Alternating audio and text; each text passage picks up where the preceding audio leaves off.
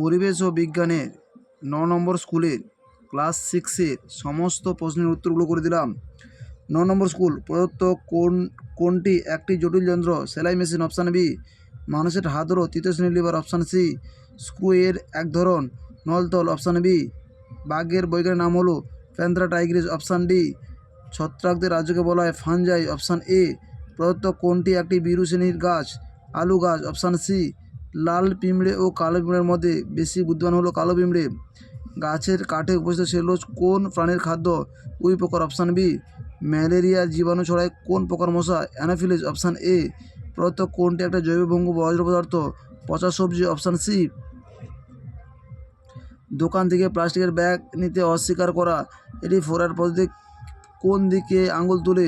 Refuse option D. চাষের জমি থেকে পাওয়া যায় এমন একটি বজ্র পদার্থ হলো ডিডিটি অপশান এ। প্রদত্ত কোনটি ধাতু নয়? গন্ধক অপশান সি। পটাশিয়ামের ল্যাটিন নাম কুলিয়াম অপশান এ। হিলিয়াম মৌলের পারমাণবিকতা হলো 1 অপশান এ। পাই এর মান হলো 3.14 অপশান সি। যে যন্ত্রের সাহায্যে উদ্ভিদের বৃদ্ধি পরিমাণ তা হলো অক্সনোমিটার অপশান বি। 1 ঘন্টা 35 মিনিটের সমান হলো 105 মিনিট অপশান বি। এসআইতে বলের একক নিউটন অপশান বি। তুমি লাঠি দিয়ে ঢাক বাজালে এখানে কোন শক্তি শব্দশক্তি রূপান্তরিত হয়? যান্ত্রিক শক্তি অপশান এ। উদ্ভিদ তার দেহে যে খাদ্য তৈরি করে সেই খাদ্যের শক্তি উৎস হলো সৌরশক্তি অপশান এ। 2-এর দাগে, চক্র হলো একটি শক্তপোক্ত চাকা। নলতলের খাড়াই যত কম হবে নলতলের সুবিধা তত বেশি হবে। তারপরে প্রশ্নের উত্তরটি হবে গুপ্তবীজি।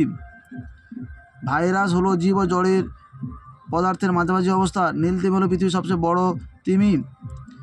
বাঘের রেটিনায় ড্যাশ থাকার জন্য এরা অল্প আলোতে ভালোভাবে দেখতে পায়। ট্যাপেটাস লুসিডাম। দীর্ঘদিন মাটিতে থাকার পরেও যেসব বজ্র পদার্থের কোনো পরিবর্তন হয় না তাকে বলা হয় জৈব বজ্র পদার্থ। ফোরার মধ্যে আর হলো রিডিউস REDUCE। পরিস্রাবন পদ্ধতির দ্বারা কোনো দ্রবণ থেকে কঠিন পদার্থকে পৃথক করা যায়। ম্যাগনেসিয়াম এবং অক্সিজেনের রাসায়নিক বিক্রিয়া উৎপন্ন হয় MgO। কাঠের গুঁড়োর সঙ্গে লোহার গুঁড়ো মিশিয়ে থাকলে সেক্ষেত্রে দণ্ডচুম্বকের সাহায্যে উপাদানগুলি আলাদা করা যায়। যেসব রাশিকে পরিমাপ করা যায় তাদের ভৌত রাশি বলা হয়। ক্ষেত্রফল সমান দৈর্ঘ্য গুণিতক প্রস্থ। খাদ্য পিরামিডের একটি ধাপকে বলা হয় পুষ্টিস্তর। টারবাইন যখন খুব জোরে ঘোরে তখন যান্ত্রিক শক্তি রূপান্তরিত হয় তড়িৎ শক্তিতে উৎপন্ন হয়।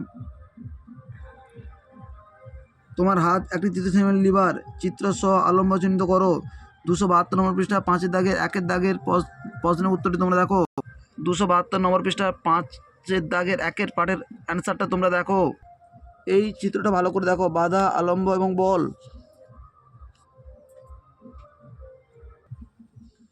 মাশরুম কোথায় দেখতে পাওয়া যায়? পচা খড়ের গাদায়। একটি মেরুদণ্ড ও অমেরুদণ্ডের প্রাণীর নাম হলো মেরুদণ্ডের প্রাণী মানুষ, অমেরুদণ্ডের প্রাণী হলো কেঁচো। দুটি পরিযায়ী পাখির নাম বনহাঁস, কাজল, খঞ্জনা ইত্যাদি।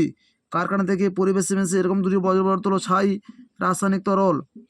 লোহার সঙ্গে ক্রোমিয়াম বিক্রিয়ায় যে মিশ্র ধাতু পাওয়া যায় সেটির সঙ্গে লোহার ধর্মের সবচেয়ে উল্লেখযোগ্য পার্থক্য কি? স্টেনলেস স্টিলে তাতে মরচে পড়ে না। স্টেনলেস স্টিল তাতে মরচে পড়ে না। এই প্রশ্নের উত্তরটি রয়েছে তারপরে প্রশ্নের উত্তরটি রয়েছে বইয়ে 76 পৃষ্ঠায় তোমরা দেখবে। দুটি স্পর্শনীয় বলের উদাহরণ হলো অভিকর্ষ ও চৌম্বক বল। তোমার কাছে একটি যন্ত্র আছে, এটির কার্যকারিতা রাখতে এর নিয়মে পরিচর্যা তুমি কীভাবে করবে? 283 নম্বর পৃষ্ঠা 1-এর দাগের প্রশ্নের উত্তরটি তোমরা দেখো। 283 নম্বর পৃষ্ঠার 1-এর দাগের প্রশ্নের উত্তরটি তোমরা দেখো।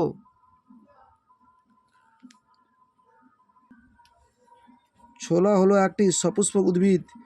জল রেশম একটি শ্যাওলা। পাইন একটি গুপ্তবীজী উদ্ভিদ। মৌচাক তৈরিতে রানী মৌমাছি ও শ্রমিক মৌসুমীর ভূমিকা।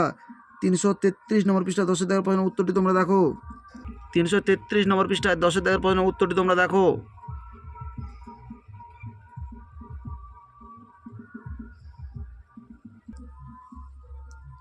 কাকেদের বুদ্ধি ও সামাজিকতার বিভিন্ন উদাহরণ দাও।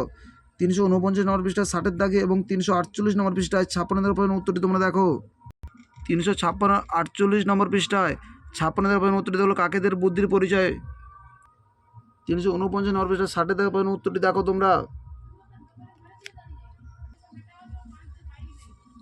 3টি বজ্র পদার্থের নাম লেখো যেগুলো তুমি পুনরায় কোনো গঠনমূলক কাজে ব্যবহার করতে পারবে না। কাঁচের টুকরো, লোহা, প্লাস্টিক।